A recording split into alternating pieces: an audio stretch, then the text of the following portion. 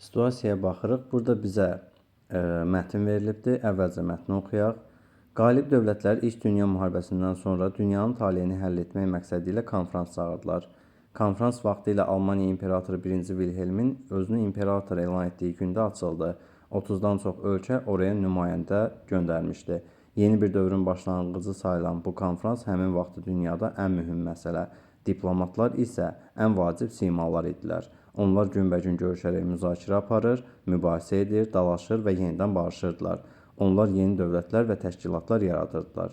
İndi isə suala baxırıq.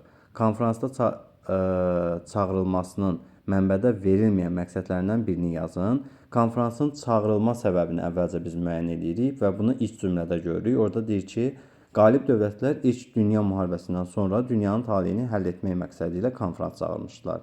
Mənbədən verilməyən səbəblər kimi isə biz Almaniya və digər məğlub dövlətlər ilə sülh müqavilələri bağlamağı qeyd edə bilərik və ya buna bənzər digər tipli cavablar ola bilər. Misal üçün, məğlub ölkələri cəzalandırmaq və sair situativ cavablar qəbul oluna bilər.